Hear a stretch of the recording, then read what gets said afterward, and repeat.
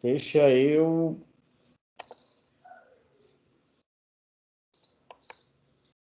colocar minha tela aqui. Cadê minha tela? Aqui. Lembrando, galera, que assim que terminar aqui, eu coloco lá para vocês o PDF desses slides.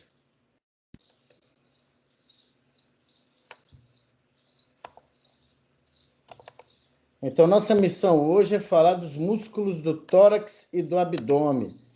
É um momento, pessoal, que na vida normal eu pego os meninos e a gente faz um tour por quase todos os músculos do corpo humano, né? Músculos estriados esqueléticos.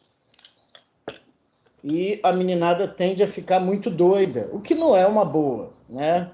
Eu bato muito nessa tecla de que não pode ser sofrível, não pode ser angustiante o processo do aprender, né? Não pensem em quantidade, pensem na qualidade daquilo que vocês vão absorver, porque vocês vão ter um contato mais específico quando chegar no terceiro período, tendo em vista que lá existe o módulo de locomoção.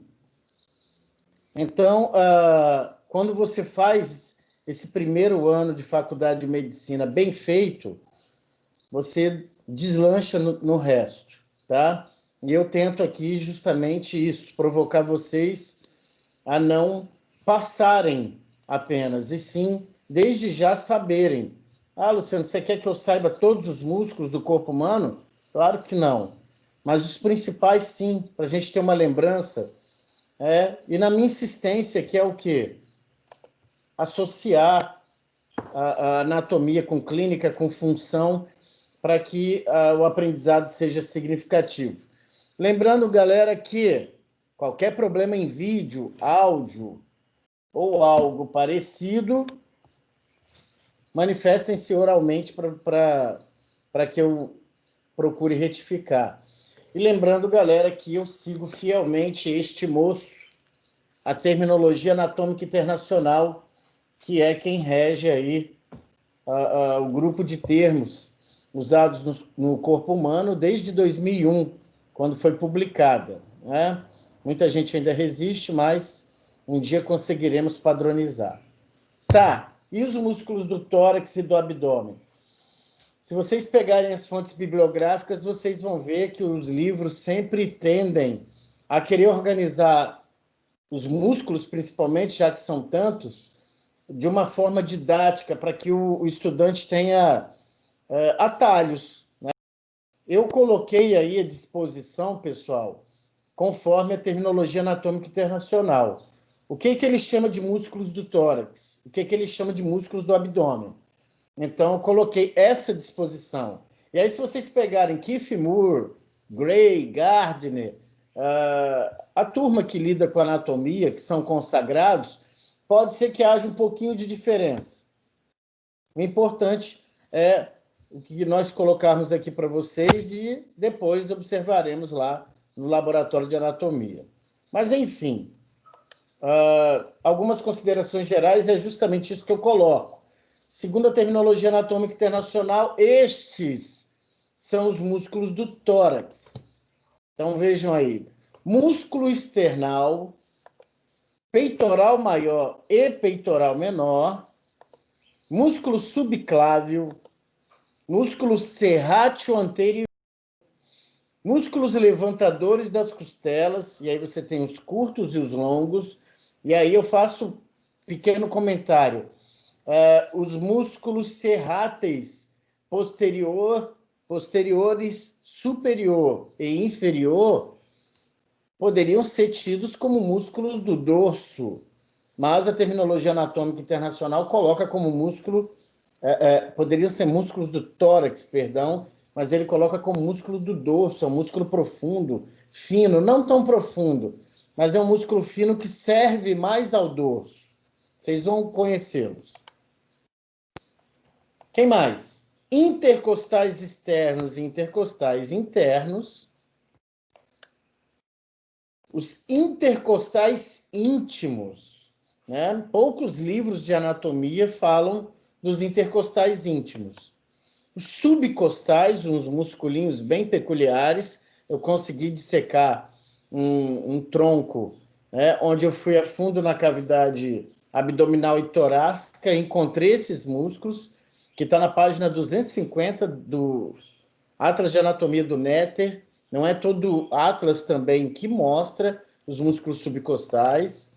O músculo transverso do tórax, que é muito bonitinho, ele está na face posterior do externo, são alças, eu mostrarei aqui a vocês. E o bom e velho músculo diafragma, esse principal músculo da inspiração, é um músculo importantíssimo, na verdade, para ventilação, e tão particular que funciona enquanto dormimos. Embora seja um músculo estriado esquelético, que nós sabemos ter a propriedade de ser decontração voluntária, mas nem tanto, né? Nós não controlamos majoritariamente o músculo diafragma. Mas, enfim, e o que eu coloco para vocês, pessoal? É claro que esta deveria ser uma exposição no centro anatômico e haverá, mas passou um carro barulhento aqui, mas aproveitando que o professor José Marcelo dispunha desse momento, nós fazemos pequenos comentários pontuais, né, já para te provocar, né, e você não ter apenas imagem de músculo, tá? Faz-se necessário também recorrer às fontes bibliográficas, e a referência que eu lhes dou é Anatomia Orientada para a Clínica, Keith Moore. Eu tenho a 7ª e a 8ª edição, tá aqui. Sou apaixonado por ele. Olha ele que lindão. Essa é a última edição que saiu. Essa é... Tem um monte de caneta aqui dentro. Essa é a 8ª edição. 2019, se eu não me engano. Certo? Mas tem o outro Moore também, que geralmente vocês têm aí em PDF, que eu sei, e que também muito pouca coisa mudou de uma edição para outra. Eu gosto dos livros físicos na mão, porque eu sublinho, eu rabisco, eu gosto de tê-los, eu comento algo, enfim. Bom, vamos lá. Músculo external. Caramba, que músculo é esse? Não se ouve tão frequentemente, né? E aí eu chamo a atenção, pessoal, o quanto a anatomia pode ser encantadora e frutífera. Nosso laboratório de anatomia é fabuloso. Eu sou orgulhoso de trabalhar ali, porque eu tenho material assim à mão para fazer ensino, pesquisa e extensão. O músculo external é um exemplo desse que eu ainda não encontrei, mas papai do céu vai colocar um cadáver ali para mim com esse músculo. Olha, mas por quê? Primeiro, vamos conhecer um pouquinho. É um músculo ocasional, não está presente normalmente. Lembra da definição de normal em anatomia? O que é normal? Normal é um padrão morfológico encontrado na maioria das vezes, da maioria de indivíduos de um grupo. Então, se você dissecar 100 cadáveres no que diz respeito ao tórax, eu vou encontrar muito poucas vezes esse músculo presente. Ele localiza-se, quando existente, logicamente, sobre a parte externo-costal do músculo peitoral maior. Nós veremos em breve que o músculo peitoral maior tem 3 partes, certo? A externo-costal é uma delas. Devido à localização paraexternal, né, esse musculinho, ele tem localização paralelo ao osso denominado externo. Em exames de imagem, o referido músculo pode ser visto como uma nodulação anormal na região da mama e ser confundido com o tumor. Vejam só, meus caros, o desconhecimento da anatomia. Então, se eu sei que existe um músculo cujo padrão, né, não é normal, não ocorre, é um músculo ocasional, trata-se de uma variação anatômica, se eu não souber disso, eu vou verificar uma ressonância magnética, um exame de imagem, vou ver uma área, uma projeção, uma proeminência e vou ditar que seja um tumor. E não é. Então, vejam como é que uma variação anatômica pode causar transtorno. O que é isso? É ignorar o conhecimento. Então, este músculo pode e vai enganar médicos que não conhecem a anatomia dos músculos do tórax na integralidade.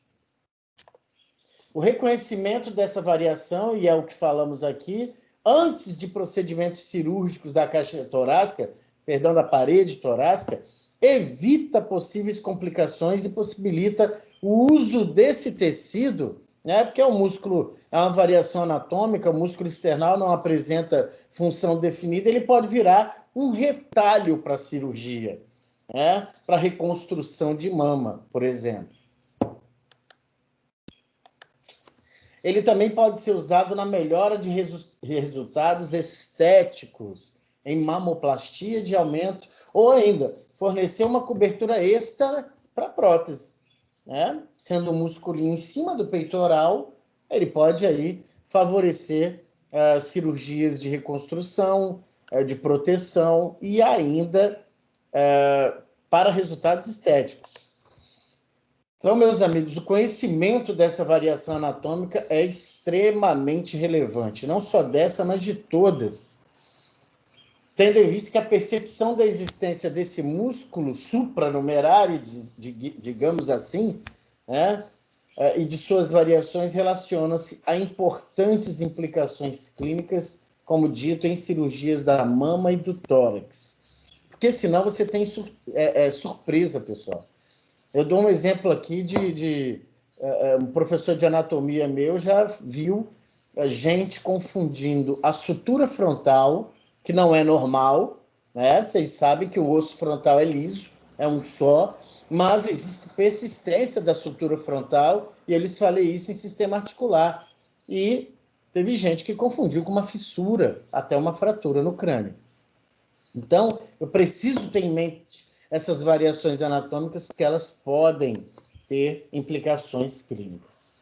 Agora vocês visualizam a imagem do professor Frank Netter e vejam aqui, que eu não posso passar setinha, isso é ruim, né? Então eu vou tirar dessa forma de apresentação, mas eu perco tempo com isso. Bom, então vou tentar guiar vocês aqui, tá? Se não ficar legal, vocês me falam, eu coloco em outra forma de apresentação para passar a setinha. Eu não sei porque que eu não consigo passar a setinha aqui.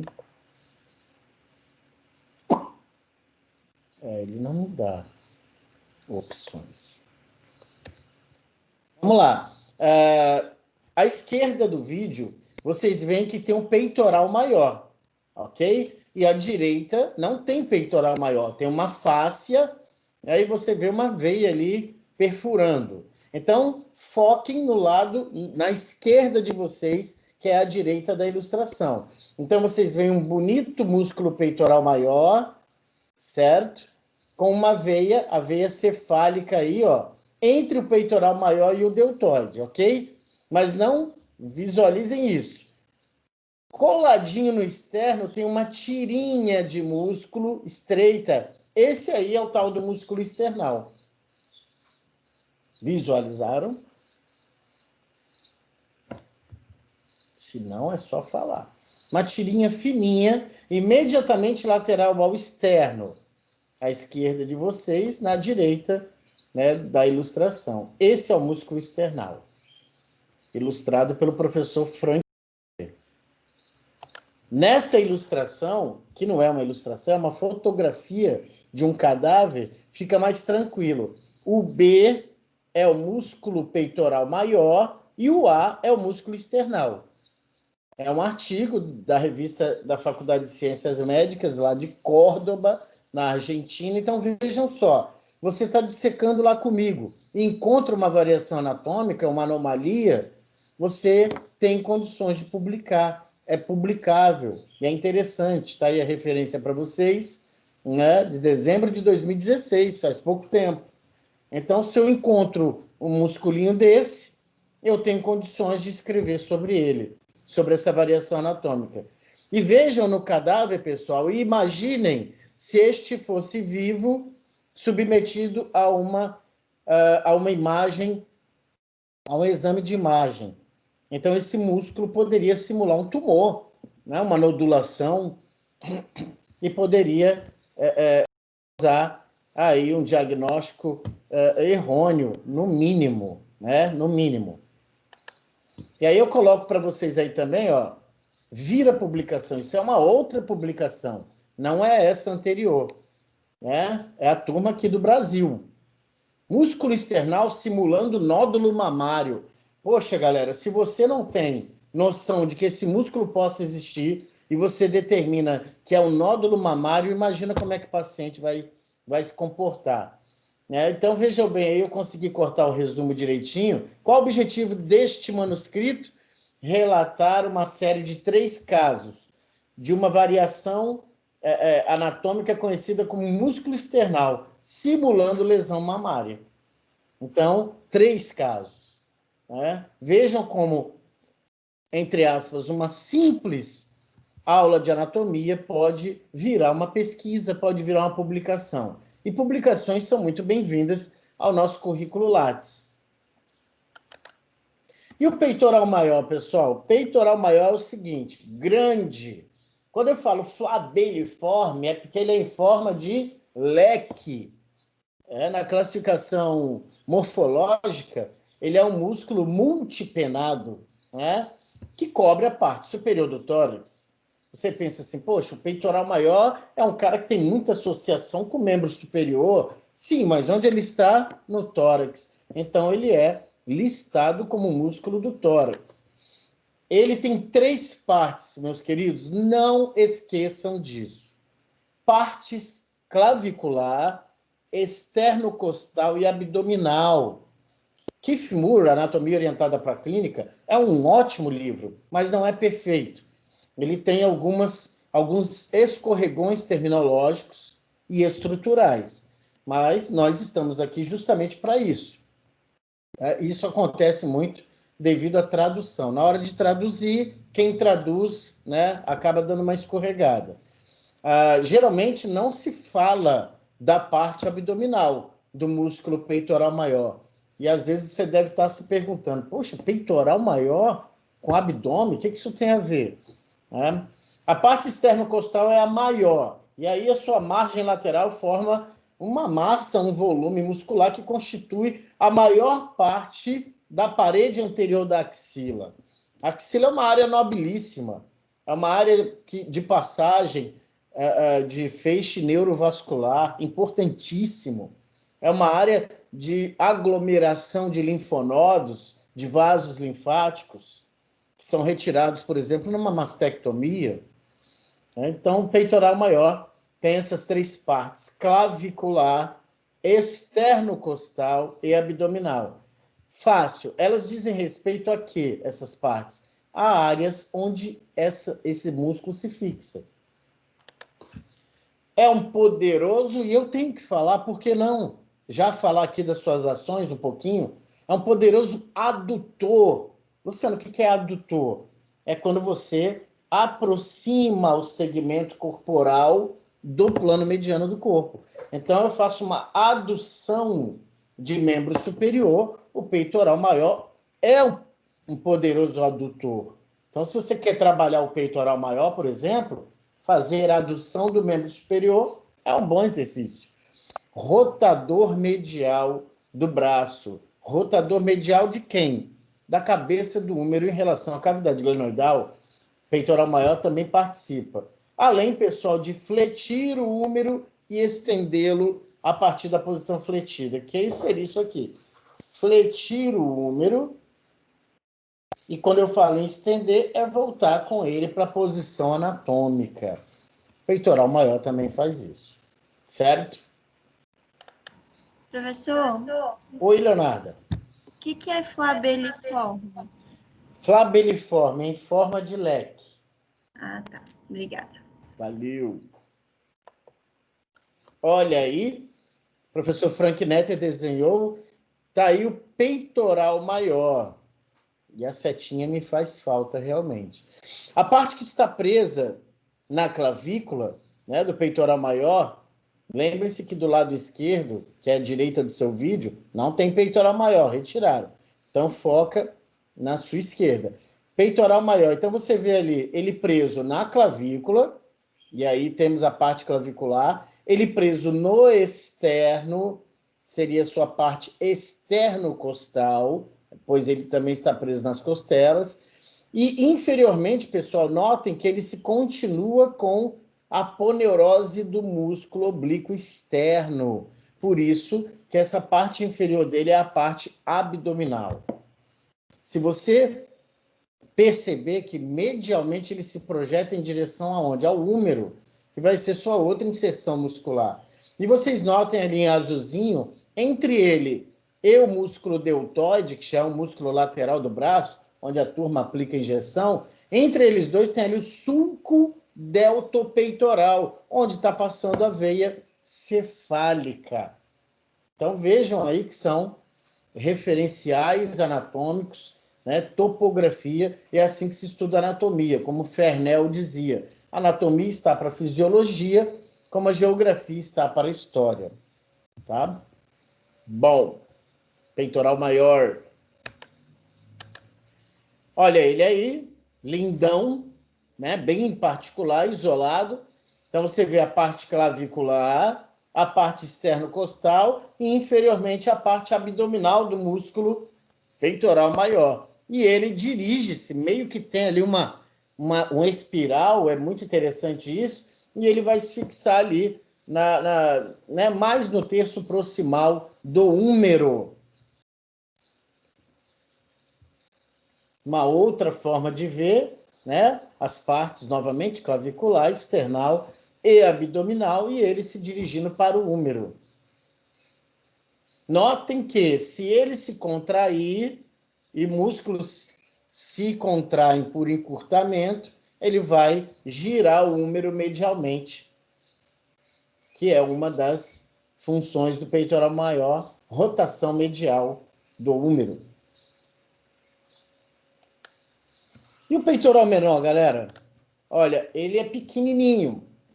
Está imediatamente posterior ao músculo peitoral maior. Formato triangular.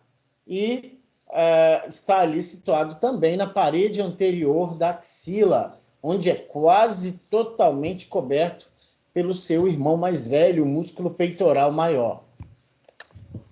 Ele tem inserções, lembra que são inserções do latim, do grego, insertio, que quer dizer fixações. Onde são as fixações do peitoral menor? E isso é interessante porque o peitoral menor, no contexto ali da axila, vai formar uma ponte. Isso é interessante, porque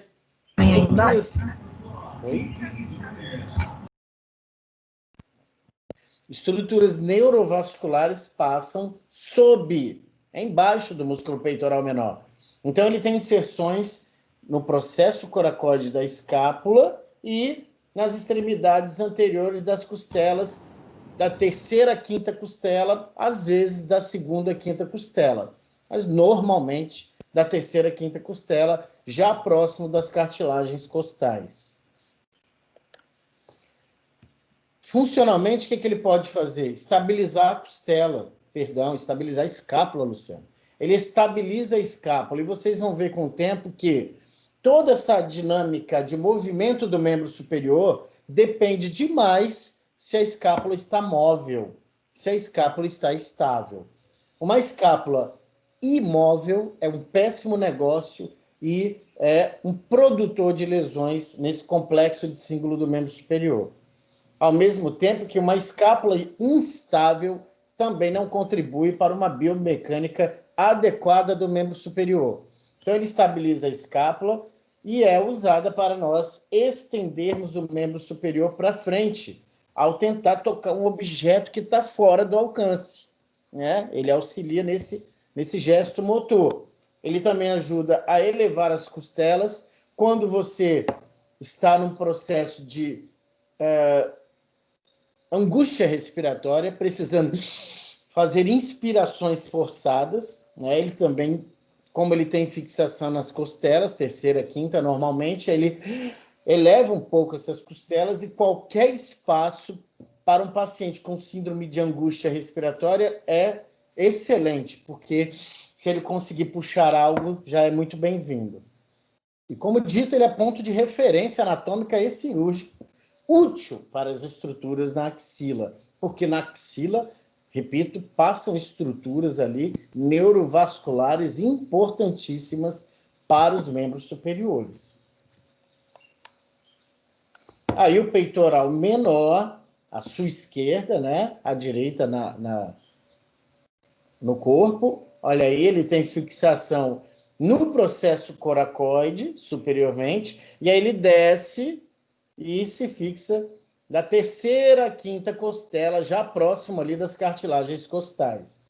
Olha lá as estruturas que estão passando sob ele, né? Então você tem ali a veia axilar, né? Provinda da veia subclávia, a artéria axilar, o plexo braquial.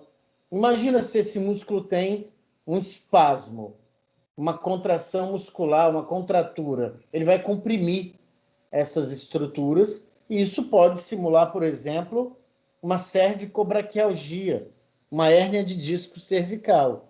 Então, a compressão não se dá na região cervical da coluna vertebral. Na verdade, pode se dar ali a nível de peitoral menor.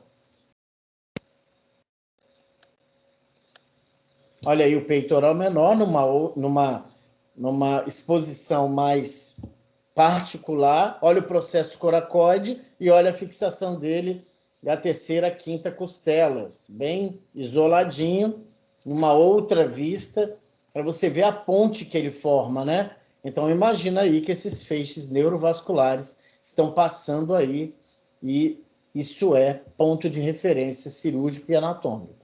Peitoral menor. Músculo subclávio, pequenininho, tadinho, bonitinho. Ele quase que se posiciona horizontalmente quando o membro superior está em posição de descrição anatômica. Então ele está ali, deitadinho, você acha que ele não serve para nada, né? Mas tudo serve para alguma coisa. Ele é pequeno, é redondinho, localizado inferiormente à clavícula, daí o seu nome, subclávio, e isso garante alguma proteção para os vasos subclávios, né? E o tronco superior do plexo braquial, né? Um feixe nervoso, se houver fratura de clavícula. Então, esse musculinho acaba sendo um protetor, caso você tenha uma fratura de clavícula, que não é incomum. Ele também fixa, né? Ele é um ancorador da clavícula na posição e deprime também a clavícula. Ele dá uma puxadinha na clavícula por baixo.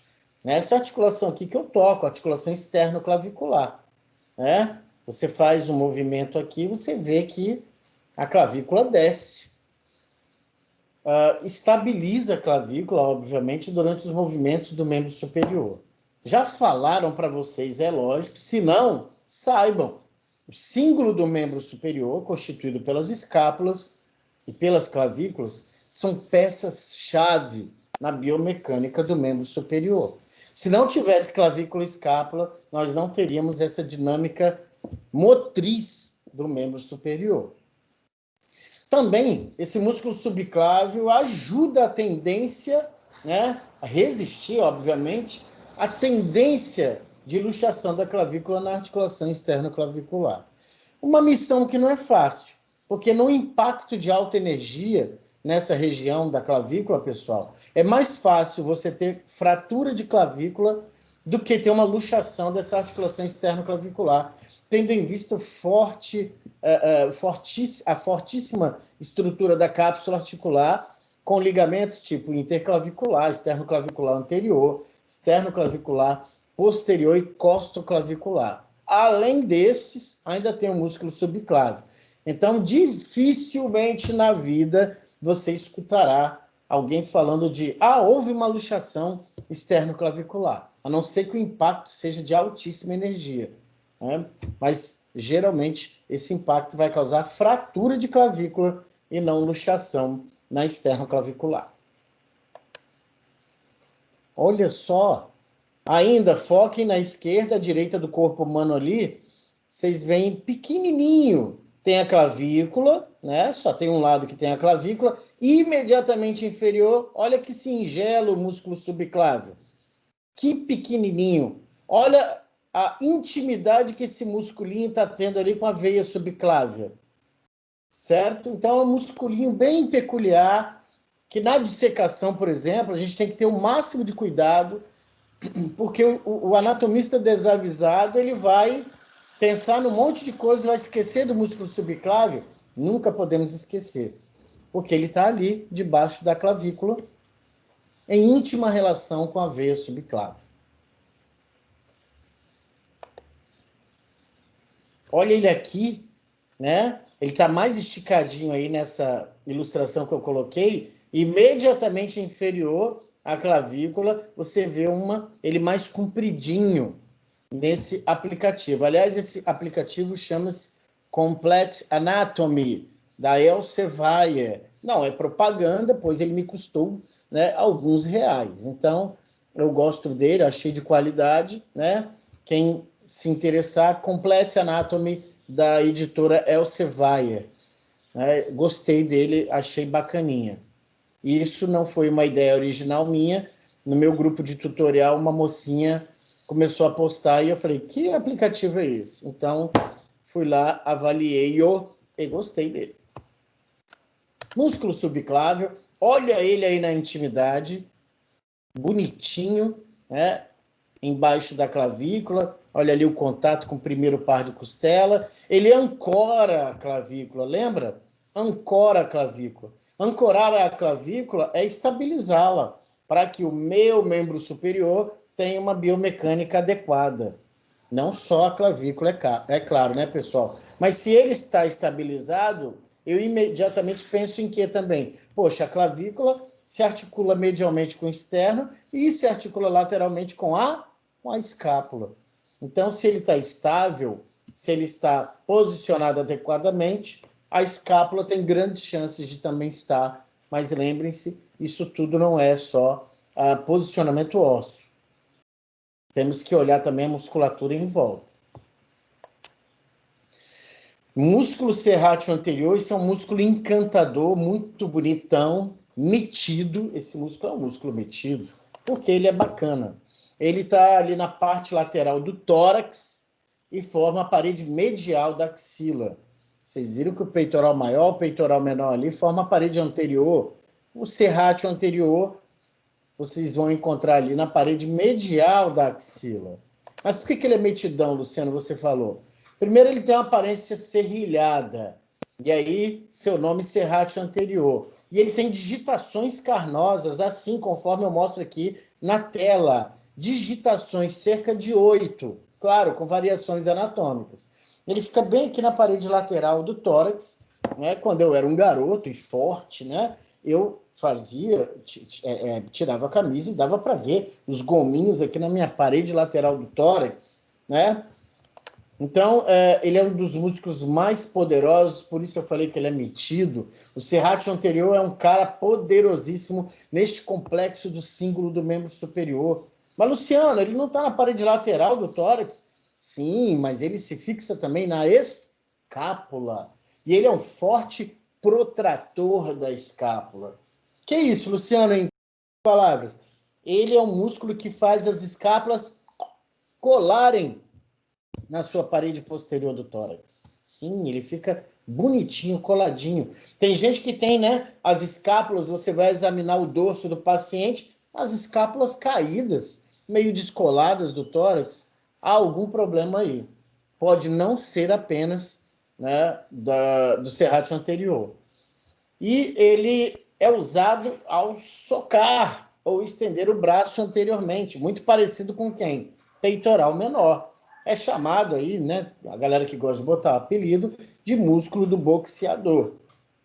Roda a escápula, ele roda, né? Para quê? Para que a cavidade glenoidal desse osso, a escápula, possa se posicionar de tal forma que eu possa elevar meu membro superior.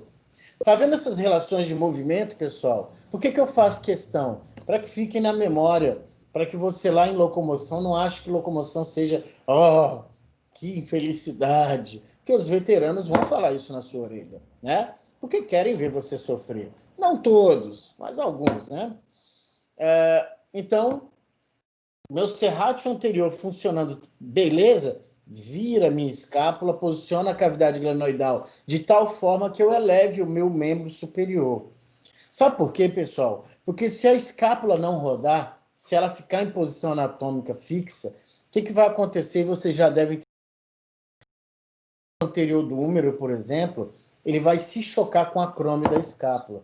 E isso é uma entidade clínica conhecidíssima e muito frequente, chamada síndrome do impacto do ombro.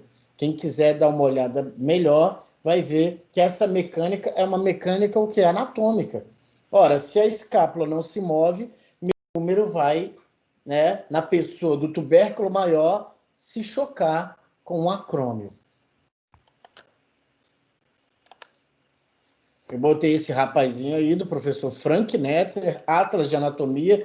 Essas digitações aqui que são melhores vistas, pessoal, do lado direito do homenzinho, no lado em que o membro superior não está elevado. Esses gominhos laterais aí na parte lateral do tórax corresponde aí a uma visão de anatomia de superfície do músculo serrátil anterior. Anatomia de superfície é o estudo da anatomia do corpo humano vivo e a sua superfície corporal. Aí no desenho do professor Frank Netter, no lado que tem o peitoral maior, vocês veem aí, né, os gominhos, um músculo serrilhado na região lateral do tórax, com nervos ali passando. E desde já saibam, nervo torácico longo. É um amarelinho que está descendo ali, em cima do músculo serrátil anterior. Normalmente, pessoal, em mastectomias radicais, né, numa mastectomia bem complicada, pode ser que, inevitavelmente, haja secção do nervo torácico longo. E aí haverá, é claro, a perda da função desse músculo. O que ocorrerá numa paciente mastectomizada? O que poderá ocorrer? A escápula cai, no que chamamos de escápula alada. Mas por que caiu? Porque perdeu-se a função do serrátil anterior de manter a escápula coladinha na parede do tórax, em mastectomias radicais. Olha aí o serrátil anterior, nessa sequência aí, ó, vista em posição anatômica. Olha os gominhos se fixando na costela, nas costelas, e olha lá atrás, presa também na escápula. Vista lateral, olha que músculo bonito, né? Às vezes atrapalha um pouco ali a dissecação, né? Porque é um músculo bem bacana, bem extenso e de uma fixação bem especial. E aí a vista posterior. Então ele mantém a escápula na parede posterior do tórax e, lembra, movimenta a escápula para que ela posicione sua cavidade glenoidal a fim de que possamos elevar o membro superior sem nenhuma intercorrência, sem nenhum obstáculo. Levantadores das costelas. Geralmente nós mostramos esses músculos no estudo dos músculos do dorso, mas na terminologia anatômica é um músculo de tórax. Então eu vou seguir a terminologia anatômica internacional. Esses levantadores das costelas, eles são pequenos, exíguos, né? Quase você não encontra, e são profundos. Então, quer dizer, pode ser que nós não encontremos, porque muitas vezes, pessoal, a gente deixa de chegar a um músculo desse. Por quê? Porque senão eu vou ter que, entre aspas, estragar outros músculos para poder chegar nesses pequeninos. Você tem levantadores das costelas longos e curtos. São cerca de 12 músculos levantadores das costelas, formato de leque também, né, flabeliformes, mas a sua eventual função, na função de inspiração normal, é ainda algo indeterminado, incerto. Podem participar de algum movimento das vértebras e de propriocepção. Luciano, o que é propriocepção? Propriocepção, pessoal, é a minha capacidade de entender, entre aspas, as posições dos meus segmentos corporais. Luciano, como é que eu testo isso no paciente? Você pede para um paciente no leito fechar os olhos e fala, seu José, eu vou mexer aqui no seu hálux, você não vai falar hálux com o seu José, né? Você vai falar o seu dedão do pé, né? Seu José, vou mexer aqui no seu dedão do pé, você me diz, por favor, com os olhos fechados, em que direção eu mexi. Então, ele tem que saber, com os olhos fechados, em que direção eu mexo o hálux dele. Isso é propriocepção, tá? São pequenos músculos profundos do dorso, olha aí a própria definição, relativamente exíguos, muito em pouca quantidade na região torácica. Então, como eu disse a vocês, há os levantadores curtos e longos das costelas. São muito bonitinhos. Tem peça na anatômica? Tem, ainda tem. Eita, passou direto. Olha que bonitinhos. Quais são, Lucianos? Lucianos não, que só sou eu. Né? Vocês veem aí à direita de vocês os músculos intercostais, não são esses, tá? E são esses pequenininhos triangulares entre este feixe superior e o feixe inferior do lado esquerdo. Olha só como é que são bonitinhos, piramidais, né? Músculos levantadores das costelas. Como dizem, uma função ainda indeterminada, né? Em relação à questão da inspiração ou mesmo da movimentação de vértebras e sua própria percepção. Olha eles aí, numa particularidade. Ó, eu volto aqui, olha eles ali, junto com outros músculos. Olha eles aqui, sozinhos. Notem que eles têm fixação aonde, meus amigos? No processo transverso das vértebras. Por isso que ele pode trabalhar como músculo inspiratório, mas se for, é muito pouco, porque ele é muito frágil, muito delgado, muito fino, e ele pode ser um posicionador e até um provedor de movimento de vértebra, mas muito pouco. Seria mais um estabilizador, eu creio. Então tá aí os músculos, olha ali, agora você vê que eles estão aqui, é a vista posterior, eles não estão por dentro das costelas, tá? E aqui a vista anterior, então você não os vê dentro da cavidade torácica, eles estão fora da cavidade torácica. Músculos intercostais externos, a hora voa. Intercostais externos já são mais conhecidos do nosso dia a dia, são músculos que participam ativamente do processo da inspiração, junto com o glorioso músculo diafragma, sabendo que os músculos intercostais externos, se você só usá-los, você só coloca para dentro, só inspira 30% da capacidade de você colocar ar nos seus pulmões. Muita gente não usa o diafragma de forma correta. Quem usa o diafragma de forma correta, sim, com certeza?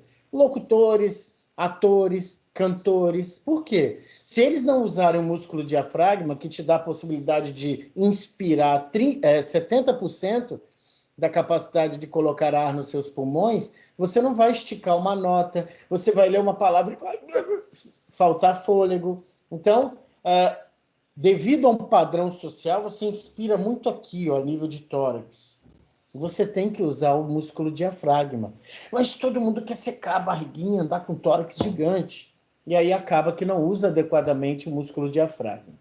Mas vamos aos intercostais externos. 11 pares ocupam os espaços intercostais, os espaços entre as costelas, desde os tubérculos das costelas, lá atrás, posteriormente, né? Vocês viram ossos, imagino, até anteriormente as junções, as articulações costocondrais, que são as articulações entre as costelas e suas cartilagens costais anteriormente, certo?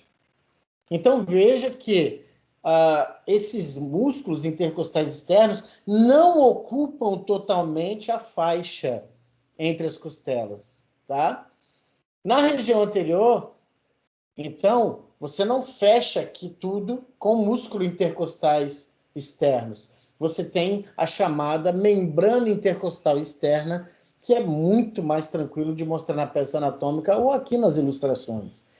Esses músculos, os intercostais externos, seguem antero-inferiormente. Isso é muito interessante porque dá para ver as fibras musculares se dirigindo antero-inferiormente no que diz respeito a intercostais externos. Por quê, Luciano? Porque são 3 intercostais em camadas. Se eu pegar uma peça em que eu tirei o intercostal externo, você já vai dar de cara com o intercostal interno. Você sabe diferenciar, visualizando a direção das fibras? Por isso, essa ênfase aí no fato de que esses músculos descem antero-inferiormente, da costela de cima até a costela de baixo. E esses músculos têm continuidade lá na região inferior já do tórax, com os músculos oblíquos externos do abdômen. E claro, como dito, são ativos na inspiração. Eles fazem aquele movimento nas costelas em alça de balde. Eles fazem crescer o perímetro lateral do tórax, enquanto o diafragma faz crescer crânio caudal do tórax. E aí a combinação dos dois, 100% de ar dentro dos seus pulmões. Volume corrente, 500 ml. Mas enfim, vocês vão ver isso por aí. Olha que lindão.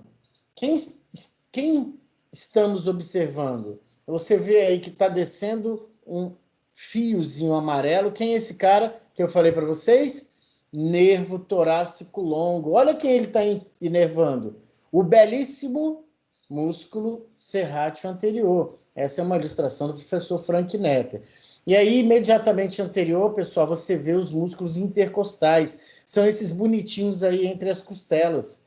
Olha eles descendo antero-inferiormente. E vejam que se você for progredindo anteriormente, você não tem músculo mais. Você tem membrana intercostal externa.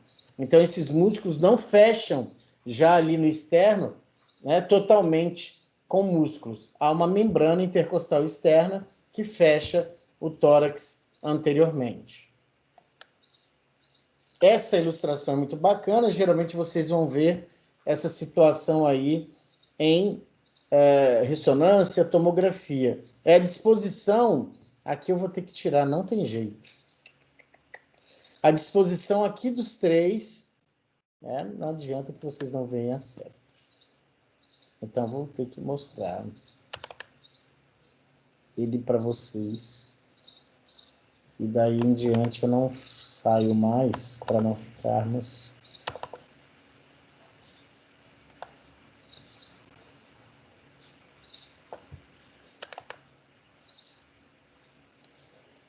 músculos do tórax e do abdômen. Então vou compartilhar minha tela.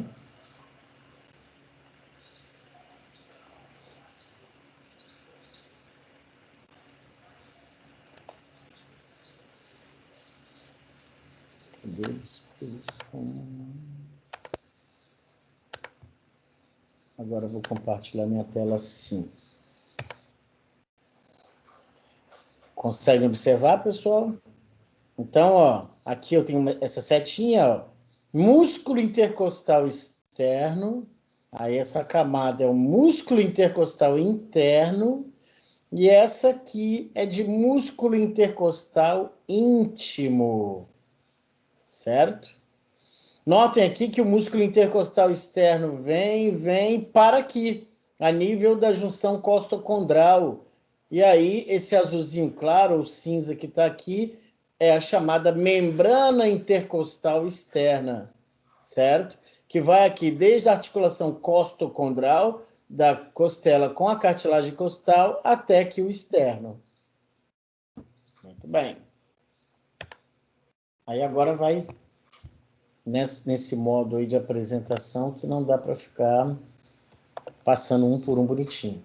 E os intercostais internos, Luciano, também uns e pares. Olha como é que eles seguem as suas fibras profundamente, o músculo intercostal externo, obviamente, e perpendicular aos intercostais externos. Aqui está errado, Luciano. Vamos botar aqui, aproveitar. Pronto, Luciano. As fibras musculares seguem em direção diferente, pessoal. Já não é antero-inferior como os intercostais externos, e sim póstero-inferior. Repito, nítido, dá para ver direitinho na peça.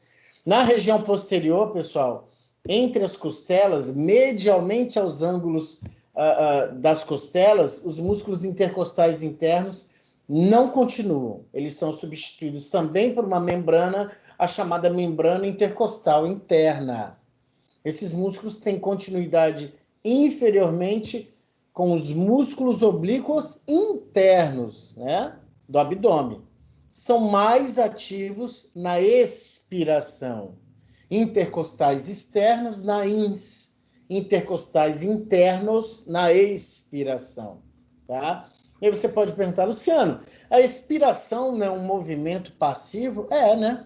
Porque você inspira, o músculo diafragma desce aí 1 a 2 centímetros com o conteúdo abdominal, e a expiração é o relaxamento do músculo diafragma.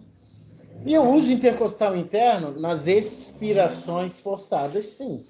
Pô, existe expiração forçada? Sim. Tosse, espirro. E quando você realmente está aprisionando o ar e precisa o quê? Fazer força para expirar. Luciano, me dá um exemplo aí. Leiam enfisema pulmonar. Os pacientes, eles inspiram, como eles têm parênquima pulmonar destruído, eles inspiram e aprisionam. Por quê? Eles perdem o tecido pulmonar e perdem a força, né, de compressão para expulsar o ar. Então, é preciso usar de expiração forçada. Olha aí um bonitão, é melhor quando está naquela outra forma, né?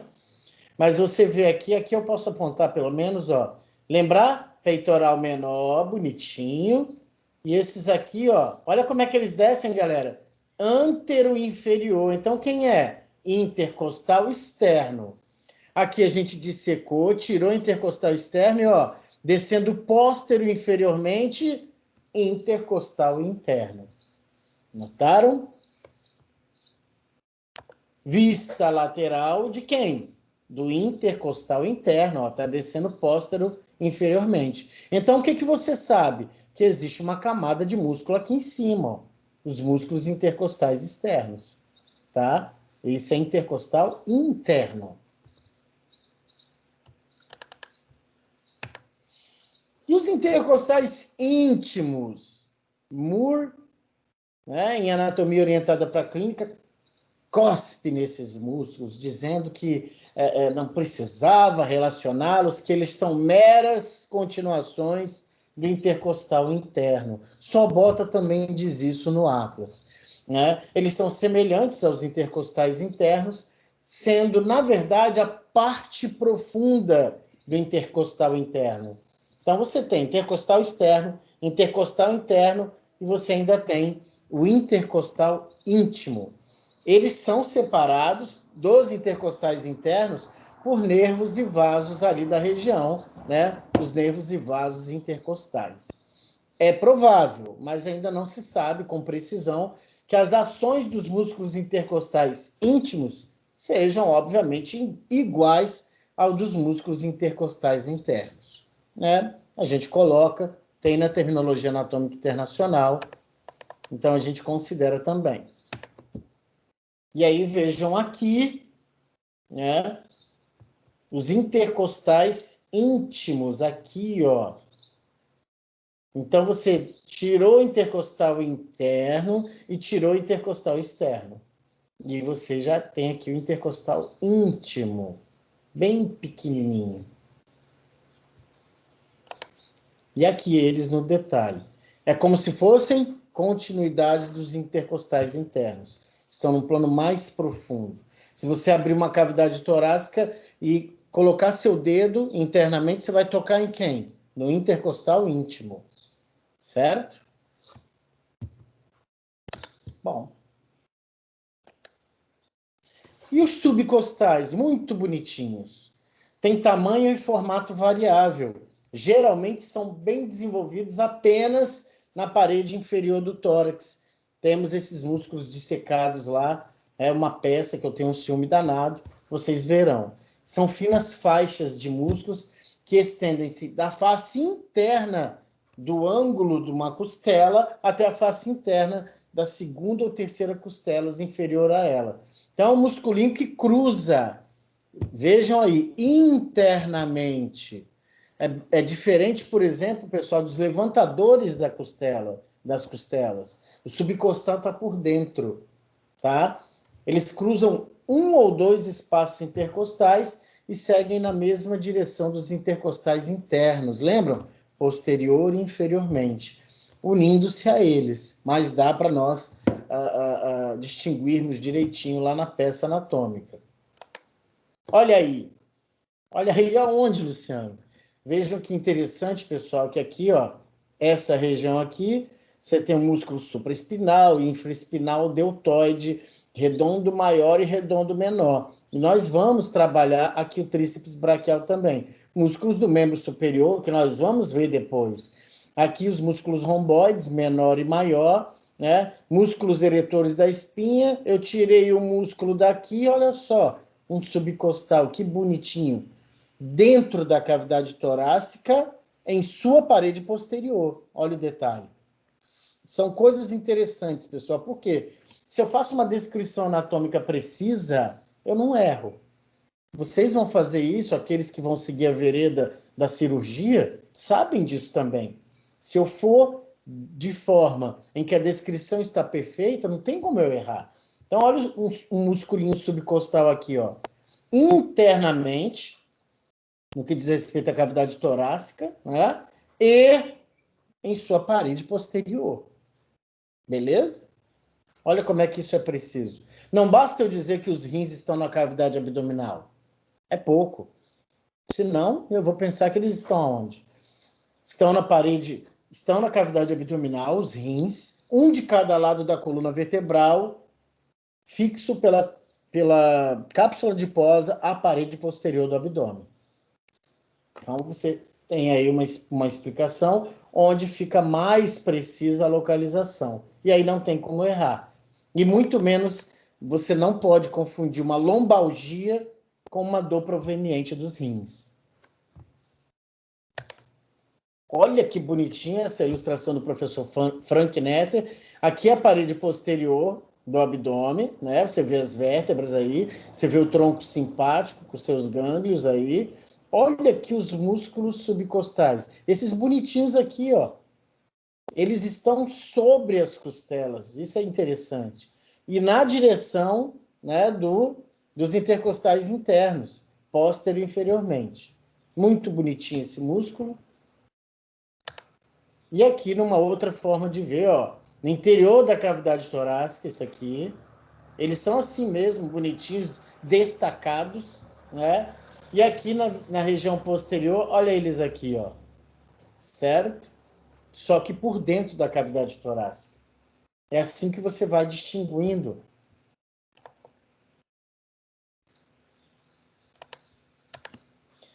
Músculo transverso do tórax. Esses caras são muito particulares também. E você tem aí 4, 5, 6 alças que se irradiam em sentido superolateral. A partir de onde? Da face posterior, da face inferior do externo. Caramba! Então você tem o externo, face posterior, aquela que você não consegue palpar, e mais inferiormente. Dali partem 5, 6, 7 alças de músculo transverso do tórax. São muito bonitinhos. Tudo é bonitinho para mim também, né? A parte inferior do músculo transverso do tórax é contínua com quem? Músculo transverso do abdômen. Olha só, são meio que primos, né? Transverso do tórax, lembra transverso do abdômen. Esse músculo parece ter função expiratória fraca e fornece informações proprioceptivas, né, de posicionamento. Vocês veem, né, pessoal? Parece ter função, é provável que... Por quê? São músculos difíceis de você colocar um eletrodo ali e entender a sua atividade elétrica. né? São difíceis de se examinarem. Muito bem, esse é o transverso do tórax. Olha só, ilustração do professor Frank Netter. Você tirou a parte anterior do tórax e você está vendo aqui, ó, internamente, ó. Olha a descrição anatômica. Parecem alças aqui. O professor Frank Netter botou 4, certo? Músculo transverso do tórax, ó. Parte posterior do externo, é a parte que você não toca, é a parte que está voltada para o interior da cavidade torácica, e na sua região inferior, essas alças partem superolateralmente. Olha que lindo! Não tem como errar. E não adianta decorar. Né? O pessoal fala, também é decoreba, né? Não, se fosse, eu estava perdido. É ler e entender para saber a dinâmica desse músculo, certo? Olha lá, e ele aqui, ó, né, inferiormente se misturando ali com quem? O transverso do abdômen. Então, a ilustração de estudo sobre a descrição topográfica. Numa outra forma de ver, né, eu estou vendo anteriormente, mas essa ilustração consegue me mostrar aqui, ó, de uma forma meio diferente, né? Mas está aqui, ó, na região posterior do externo, músculo transverso do tórax. Ora, 10:02, Jesus. E o músculo diafragma? Lindaço. Eu escrevi pouco aqui sobre ele, né? Senão a gente assusta vocês. Vocês conhecem o músculo diafragma desde o ensino fundamental. Ele é um cara muito interessante, é um músculo estriado esquelético atípico, né? Onde você tem no centro, né? E aí, desculpe a redundância, o centro tendíneo do músculo diafragma. E na periferia, o ventre muscular, que é a parte carnosa. E, cara, o músculo diafragma ele é interessante porque ele se fixa em costela, em externo, em vértebra. Então, ele se torna muito especial, é claro, porque ele é o principal músculo inspiratório. Funciona estruturalmente como um septo. Septo, ouviu essa palavra em corpo humano, lembra de quê? Parede, né? Septo nasal, septo interatrial, septo interventricular. Então ele funciona como septo, ele é lindão, fininho e separa realmente a cavidade torácica da abdominal. Ele tem ali aberturas interessantes, né? Para ver a cava inferior, vir da cavidade abdominal para a torácica. Ele tem o hiato aórtico para a artéria aorta atravessar, vinda da cavidade torácica para a cavidade abdominal. E ele tem o hiato esofágico para que o esôfago, vindo da cavidade torácica, chegue à cavidade abdominal. Aliás, nesse hiato esofágico, você tem ali comumente a hérnia de hiato, né? Que é uma projeção ali do esôfago, parte abdominal para a cavidade torácica, vocês vão ver isso em algum momento. Serve como músculo primário da inspiração. Se você usa bem o diafragma, ele vai contrair-se, vai descer um pouquinho, vai empurrar as vísceras abdominais 1 a 2 centímetros para baixo, isso aumenta o volume torácico, diminui a pressão intratorácica, ao passo que diminui o volume intraabdominal e aumenta a pressão intraabdominal. Isso é propício para quê? A lei de Boyle, né? Para que o ar entre na sua cavidade torácica indo aos seus pulmões. Esse é o mecanismo básico do músculo diafragma. Ele constitui-se de 3 partes, lombar, costal e external, tendo em vista onde ele se fixa. Tá? Vamos ver o músculo diafragma? Músculo diafragma in situ. Que é isso? Do latim no sítio, no local. É assim na posição anatômica. É um músculo cupuliforme para aqueles que gostam dos termos livrescos, em forma de cúpula. Essas cúpulas do músculo diafragma, pessoal, vão ser faladas com vocês quando vocês forem estudar a radiologia dos pulmões, né? Porque você vê lá os pulmões em relação com as cúpulas do músculo diafragma, vocês vão ter lá os ângulos costofrênicos e vão ver ali se é um derrame, se é uma atelectasia, se é uma pneumonia, uma bronquiectasia e por aí vai. Vejam, referências anatômicas. É o começo de tudo, Não adianta você passar pelo primeiro e segundo período de medicina ou de qualquer curso da área de saúde e fazer prova de anatomia e fisiologia, por exemplo, só por fazer. Tem que saber, tem que aprender. Olha o músculo diafragma, eu falava para vocês que a parte central é tendínea e a parte periférica é carnosa. É um músculo muito interessante. Então, ele tem fixação aqui no externo, na sua parte, né, interna. Olha só a fixação deles na coluna vertebral e nas costelas. É claro, pessoal, que para o pessoal da fisioterapia, por exemplo, quando de problemas posturais, de coluna, é claro que eu trabalhava reeducação diafragmática. Porque imaginem vocês aí, nessa ilustração, um paciente com uma escoliose grave, pessoal. Imaginaram? O que é escoliose? O desvio lateral da coluna vertebral. Então, esse paciente tem uma rotação ali no tronco, especificamente no tórax, e isso pode estar limitando a ação do músculo diafragma. Olha como é que eu linko uma coisa na outra através do conhecimento anatômico, tá? Essa é uma visão que eu estou embaixo, né? Dá para ver aí as aberturas, ó. Forame para a veia cava, o hiato esofágico, o hiato aórtico. Olha só que músculo interessante. Ele fixo no externo, nas costelas e nas vértebras. E aí, do professor Frank Netter, onde eu vejo aqui pequenininho, ó, a parte external do músculo diafragma, a parte costal mais ampla e a parte vertebral, a parte lombar, perdão, liguei com vértebra aqui, a parte lombar. Né? Também é uma vista de baixo, eu estou dentro da cavidade abdominal vendo o músculo diafragma e destaque-se aí em vermelhinho e amarelo as artérias e os nervos frênicos. E aqui, ó, bonitão do tronco celíaco, dando artéria gástrica esquerda, artéria esplênica e artéria hepática. Vocês vão ver muito isso. Barbaridade! Chegamos em músculos do abdômen e estes são, segundo a terminologia anatômica internacional, os músculos do abdômen. Então você tem o reto do abdômen, o músculo piramidal, músculo oblíquo externo do abdômen, músculo oblíquo interno do abdômen, músculo transverso do abdômen. Claro que vocês estão vendo que eu sou o chato.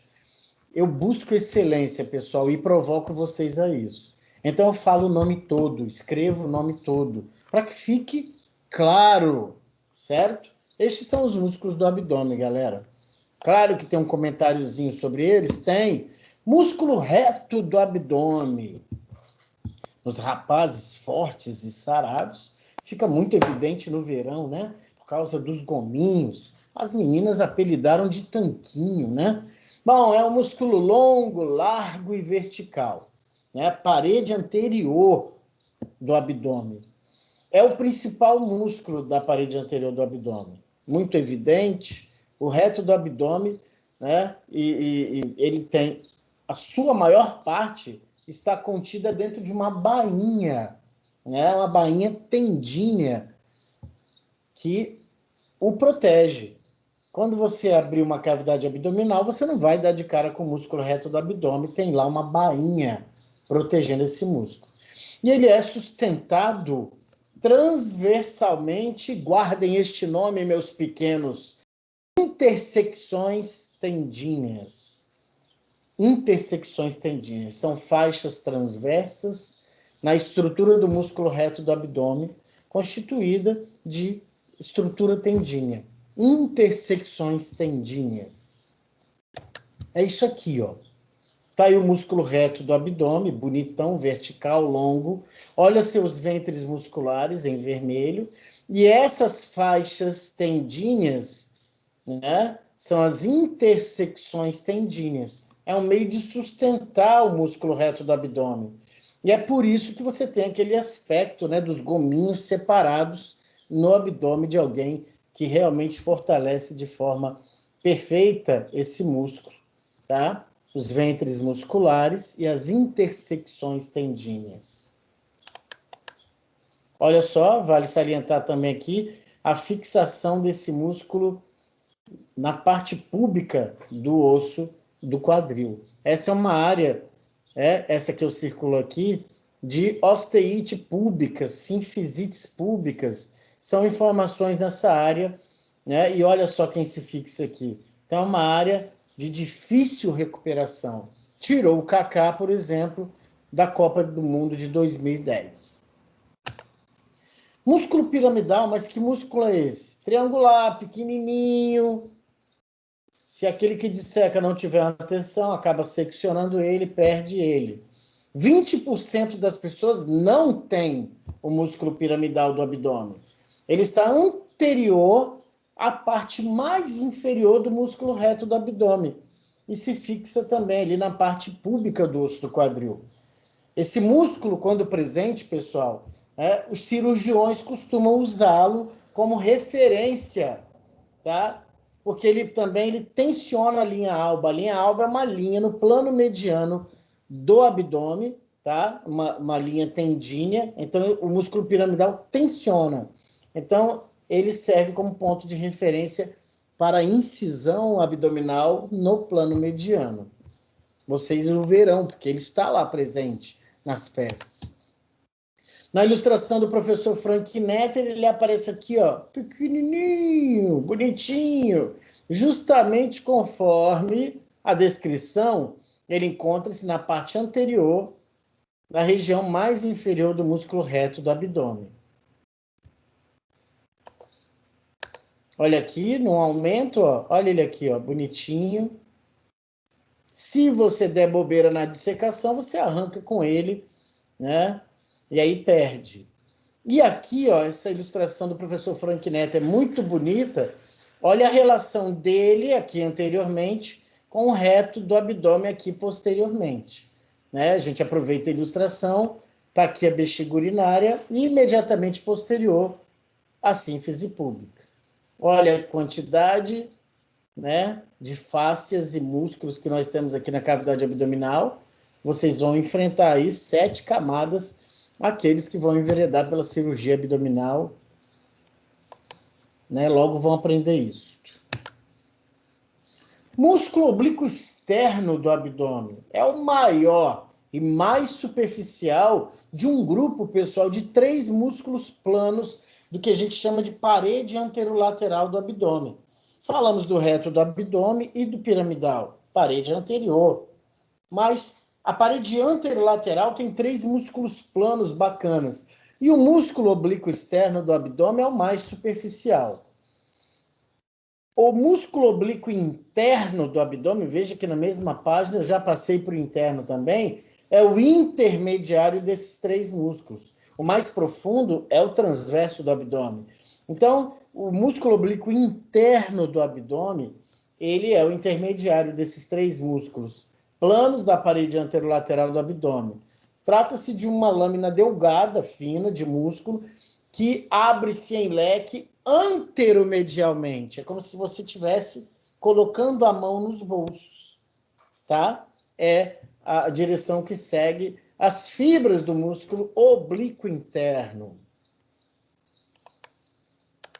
Olha aí que bonitão, o oblíquo externo primeiro, né? Olha só a aponeurose abdominal aqui, ó, onde o músculo plano se fixa, vista anterior aqui, do oblíquo externo, vista lateral, né? E vista posterior. Então, o oblíquo externo é um músculo muito interessante. Olha como é que o oblíquo externo sobe aqui, pessoal, né? E essa partezinha aqui, né? Olha o externo, onde é que está? O osso, no caso, né? Lembra? O peitoral maior, parte costal, parte clavicular, parte externo-costal e parte abdominal, que vai se fundir aqui, certo? Esse é o oblíquo externo. Olha o papel dele, né, pessoal? Junto à pelve, aos ossos do quadril. Olha a crista ilíaca recebendo sua fixação. É isso que eu tenho que observar no músculo, pessoal. Para pensar em quê? Em ação. Em flexão de tronco, em rotação de tronco, né? Em posicionamento de pelve, Você pode ter uma obliquidade pélvica? Pode, por uma contratura muscular de oblíquo externo, ou por um encurtamento. O que é obliquidade pélvica? É você olhar o paciente e ver uma pelve mais alta do que a outra, e isso não é incomum, tá? É claro que não se deve apenas a esse músculo, tá? Vocês vão conhecer um músculo, se já não conhecem, chamado quadrado do lombo, que também tem um posicionamento aí muito estreito com o oblíquo externo. E aqui, meus queridos, o oblíquo interno, certo? Vista anterior e vista lateral. Muito parecido com o oblíquo externo, né, pessoal? Só que imediatamente posterior, mais profundo.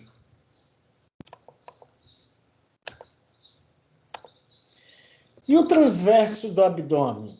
O mais interno dos três músculos planos do abdômen.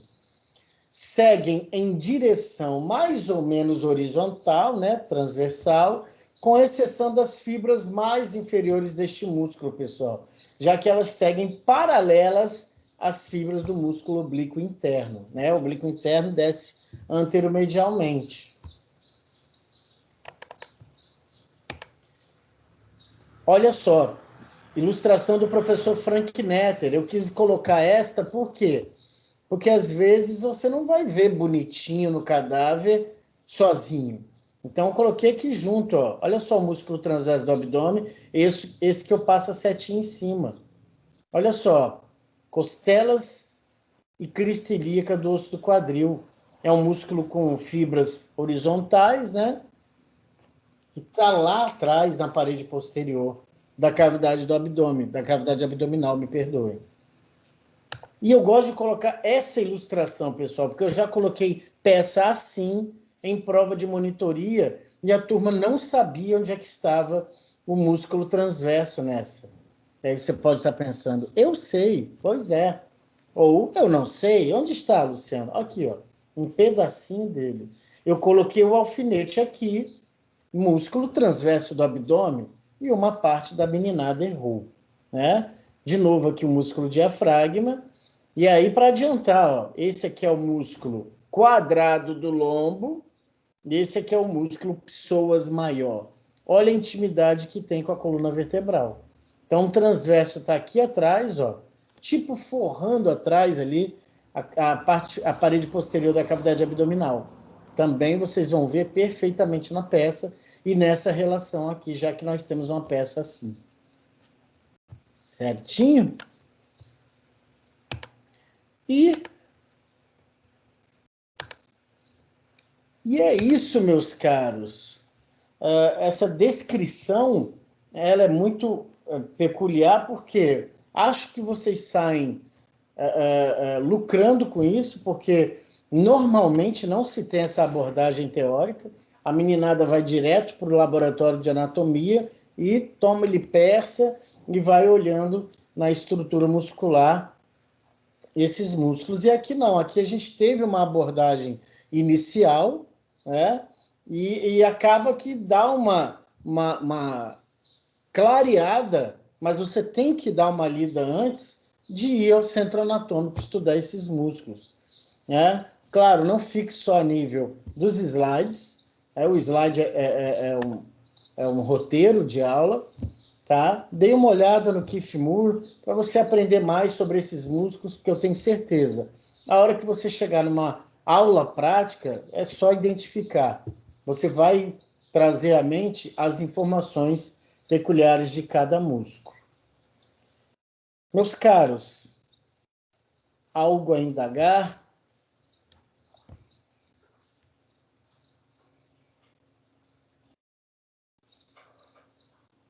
Nada?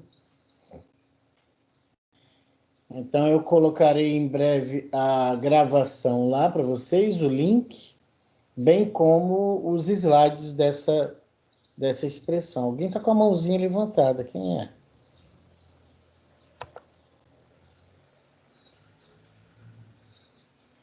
Luísa. Sou eu, professor. Oi, Luísa, diga-me.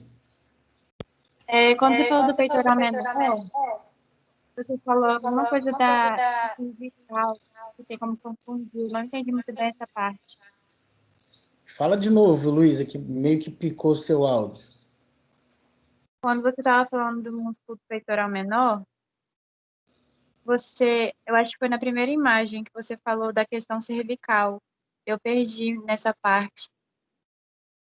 Cervical, eu acho que foi a questão do plexo braquial. Então, Luiz, olha aqui, ó, peitoral menor, não é isso? Esse aqui é o external, cadê o peitoral menor?